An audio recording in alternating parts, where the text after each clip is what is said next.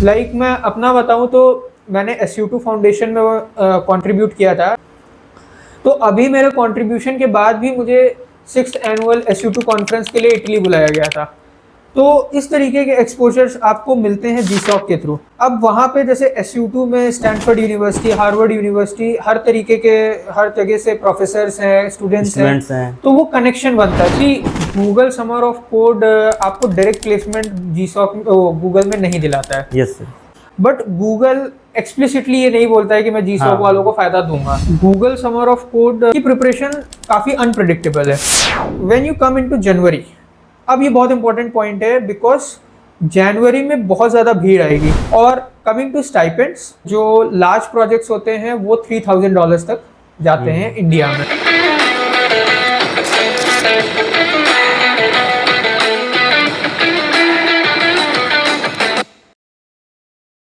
Hello friends, myself Sasikanth Prasad and welcome back to my YouTube channel. Now you are watching Educast, the learning podcast. तो आज का episode बहुत ही special होने वाला है क्योंकि आज हम लोग बात करने वाले हैं GSOC के बारे में, गूगल समर ऑफ कोड। तो इसके क्या फ़ायदे होते हैं और स्टूडेंट इसमें कैसे अप्लाई कर सकते हैं। तो आज हमारे साथ हमारे सीनियर जो कि हर्ष मिश्रा सर हैं, इन्होंने ऑलरेडी GSOC क्लियर कर रखा है। तो हम जानेंगे हर्ष मिश्रा सर से कि GSOC एक्चुअली होता क्या है और आप भी इसे कैसे क्रैक कर सकते हैं। तो सर थोड़ा आप GSOC के बारे में बताइए कि GSOC होता क्या है और स्टूडेंट इसके लिए कैसे अप्लाई कर सकते हैं। Okay, so GSOC stands for Google summer of code and ये वर्ल्ड का मोस्ट प्रेस्टिजियस प्लेटफॉर्म होता है for open source contributions.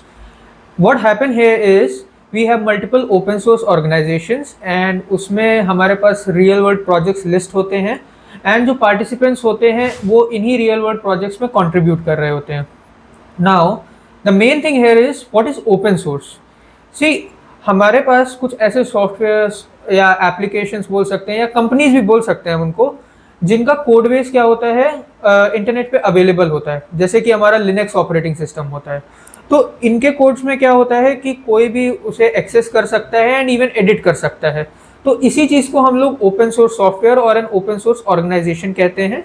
And Google summer of code is a program where we contribute to these open source organisations. ठीक है sir. तो आपने जैसे कि अभी देखा कि GSOC एक्चुअली सर ने एक्सप्लेन किया कि एक्चुअली होता क्या है। Sir how do you know about the GSOC first time?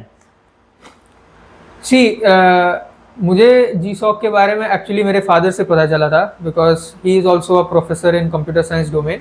सो उन्होंने ही मुझे फर्स्ट टाइम बताया था कि एक GSOC जैसा भी एक प्रेस्टिजियस प्लेटफॉर्म है जिसमें आप अप्लाई कर सकते हो फॉर एन इंटर्नशिप।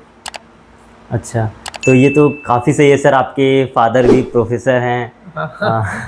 तो आपको मतलब आपके पेरेंट्स से भी गाइड मिलते रहा कि क्या करना है एक्चुअली आगे? हाँ, एक्चुअली मेरे फादर ही मुझे पूरा गाइड कर रहे हैं आज भी कि कहाँ कैसे क्या करना है। तो मैं एकदम उनके ही रास्ते पे चल रहा हूँ। यस सर, पेरेंट्स का तो सबसे अच्छा रहता है रोल कि स्टूडेंट जो है या फिर उसके जो भी बच्चे हैं वो अच्छे जगह जाएं। तो चलिए अब सर से बात करते हैं कि सर ने एक्चुअली प्रिपरेशन कहाँ से किया, क्योंकि गूगल समर ऑफ कोड में आप लोग को अच्छे से प्रिपेयर करके आपको कंट्रीब्यूशन वहाँ करना पड़ता है। तो सर आप कैसे अपना GSOC के लिए प्रिपरेशन किए और क्या क्या आप लोग को चैलेंजेस फेस करना पड़ा, क्या आप लोग का जो रोड मैप रहा वो थोड़ा आप जो शेयर कर सके तो? Okay, see, Google summer of code इतना प्रेस्टिजियस और इतना कॉम्पिटिटिव इसीलिए है क्योंकि वो उसकी प्रिपरेशन काफ़ी अनप्रेडिक्टेबल है। यस। रीज़न बीइंग, GSOC में क्या होता है, आपके पास हर साल 150 to 200 different open source organisations आती हैं। यस। सबका अलग अलग डोमेन होता है। कोई वेब टेक्नोलॉजी पे होती है, कोई ऑपरेटिंग सिस्टम पे होती है, कोई साइंटिफिक सॉफ्टवेयर्स होते हैं उन पे होती है। तो GSOC का एक्चुअली अगर आपको रोड मैप समझना है तो ये आप उसके प्रोग्राम में घुस के जब आप 1-2 महीना उसमें बिताओगे, अपनी ऑर्गेनाइजेशन सेलेक्ट करोगे, तभी आप डिसाइड कर सकते हो। Now coming to the second question कि रोड मैप क्या होना चाहिए, तो सबसे पहले तो एक चीज़ समझते हैं कि GSOC is open for anybody who is older than 18 years of age. Means अगर आप फर्स्ट ईयर में हो, चाहे सेकेंड ईयर में हो, थर्ड ईयर में हो, फोर्थ ईयर हो, या फिर आप इवन जॉब में हो, you can apply for GSOC, right. So सबसे पहले अब अगर रोड मैप पे हम आए तो अभी अक्टूबर चल रहा है। This is the best time to start your GSOC preparation. आप अपने आप को बहुत अच्छा कोडर समझते हो या फिर आप अपने आप को जीरोथ लेवल पे कंसीडर करते हो, you are at the same level actually for GSoC. अब स्टार्ट कैसे करना है? जी सॉक का फर्स्ट स्टेप बोलो चाहे इसे मोस्ट इंपॉर्टेंट स्टेप बोलो, सेम ही बात है, because the first step is to choose your organisation. जैसा मैंने अभी बोला कि आपकी जो प्रिपरेशन रहेगी वो एक्चुअली डिपेंड करेगी आपने किस तरीके का ऑर्गेनाइजेशन चूज किया Yes, हुआ है। तो सबसे पहला काम होता है हमें ऑर्गेनाइजेशन डिसाइड करना। वो हम कैसे करेंगे?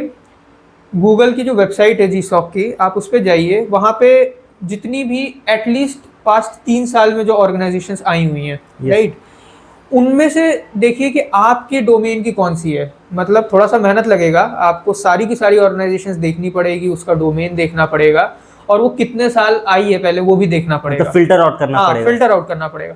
सो ऐसे आपको एटलीस्ट जब आप 3 से 4 बार फिल्टरिंग करोगे तब आप अल्टीमेटली 4 से 5 ऑर्गेनाइजेशंस आपके पास बचती हैं। अब आपको क्या करना है कि आप उसमें उनके पास प्रोजेक्ट्स थोड़ा सा एक्सप्लोर करिए। तुम्हें अगर ऐसा लग रहा है कि इस ऑर्गेनाइजेशन में मुझे एटलीस्ट 30% भी टेक स्टैक आता है, then that is your organisation, right. Yes, आप 30% से ज़्यादा आता है तब तो बहुत ही अच्छी बात है, बट एटलीस्ट 30% भी आता है तो इट्स वेल एंड गुड। ठीक है, अब क्या करना है आपको?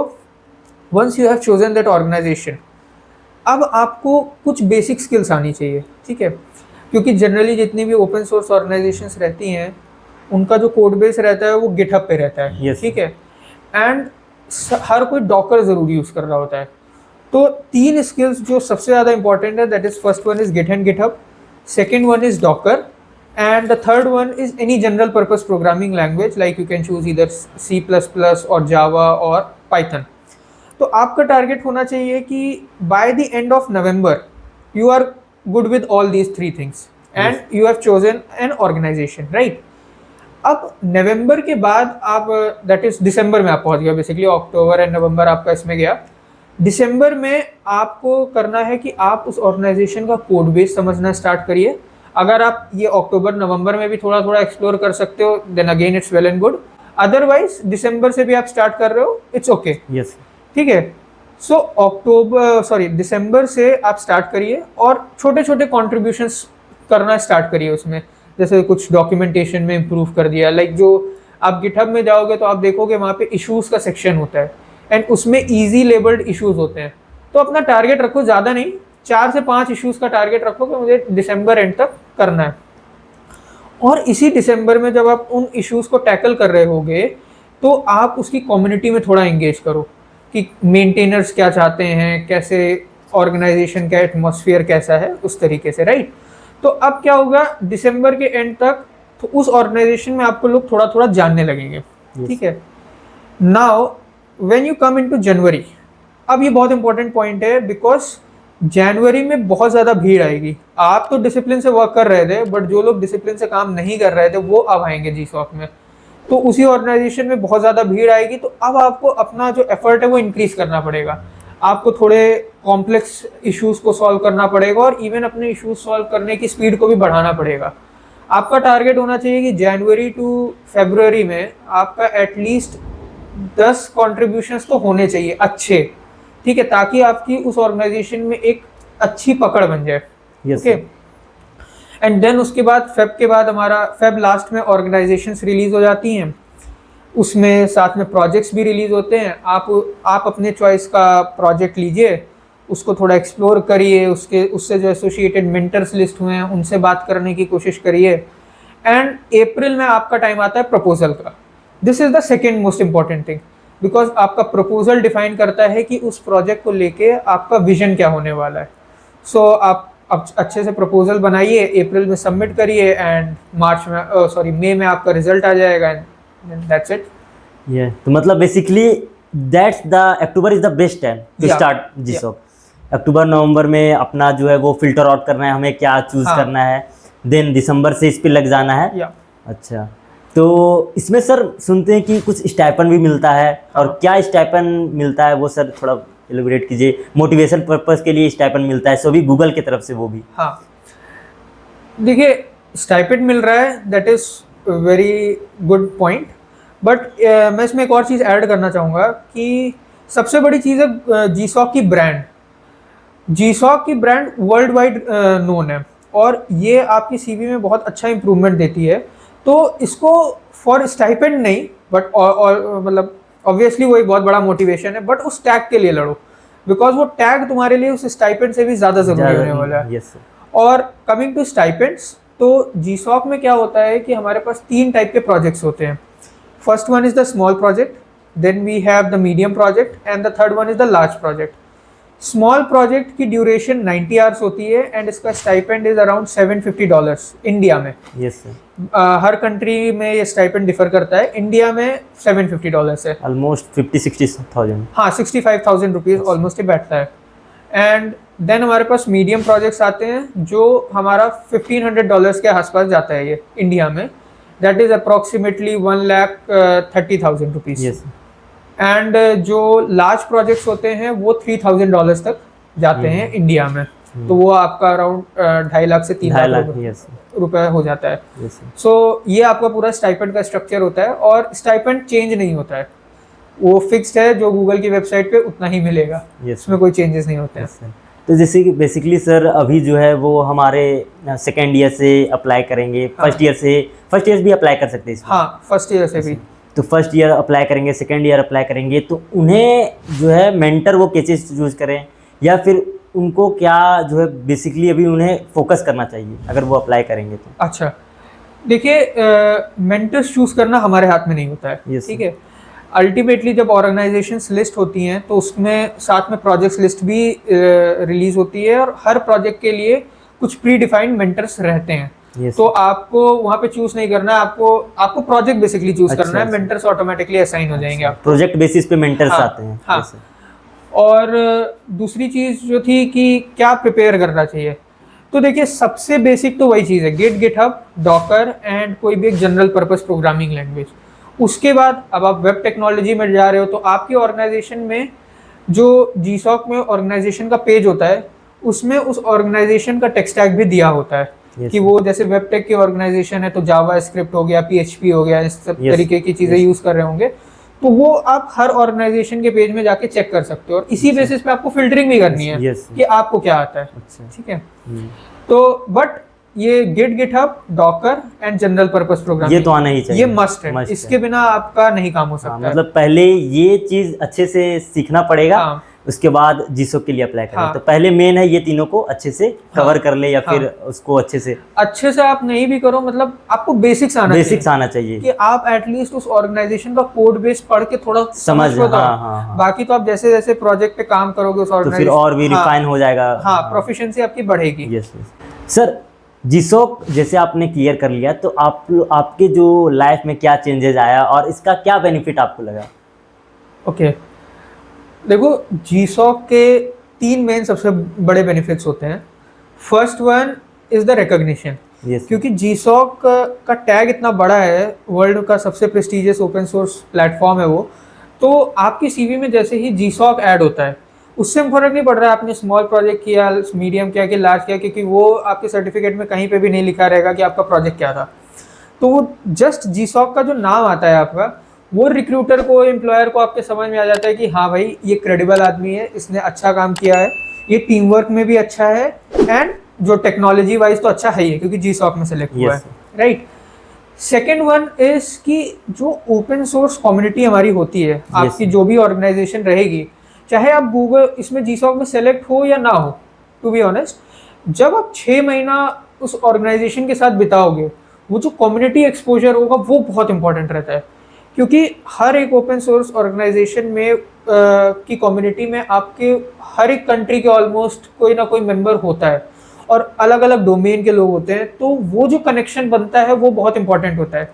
लाइक मैं अपना बताऊं तो मैंने SU2 फाउंडेशन में कंट्रीब्यूट किया था and it is a computational fluid dynamics based scientific software.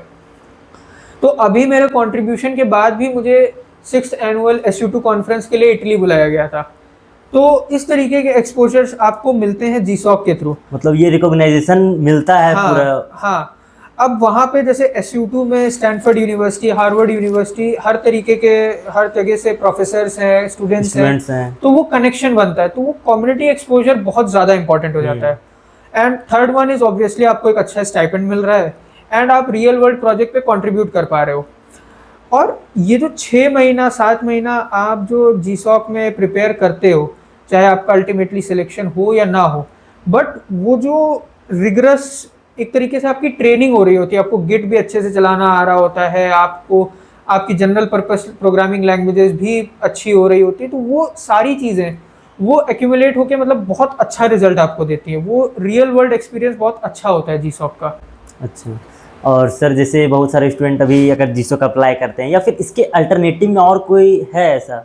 हाँ, जैसे अगर आप क्रिप्टो करेंसी में थोड़ा इंटरेस्ट रखते हो तो एक बिटकॉइन समर ऑफ कोड होता है, then we have European summer of code, and एक आउटरीची करके भी प्लेटफॉर्म होता है, उसमें भी आप एक्सप्लोर कर सकते हैं। टू बी ऑनेस्ट बहुत सारे ओपन सोर्स प्लेटफॉर्म्स हैं जहाँ पे आप कंट्रीब्यूट कर सकते हो, एक वेल फाउंड करके भी होता है, तो मल्टीपल हैं, लेकिन हाँ सबसे क्रेडिबल उनमें से आज की डेट में जीसॉक ही है। जीसॉक है। और जैसे कि वर्ल्ड वाइड से हाँ, स्टूडेंट्स यहाँ पे हाँ, अपना कंट्रीब्यूशन देते हैं। वही। और सर जैसे ये गूगल का है, गूगल समर ऑफ कोड इसका नाम भी है, तो इसका क्या चांसेस बन जाता है सर अगर आप 4th ईयर के बाद पास आउट होते हैं तो इनका प्लेसमेंट का क्या सीन होता है इसमें?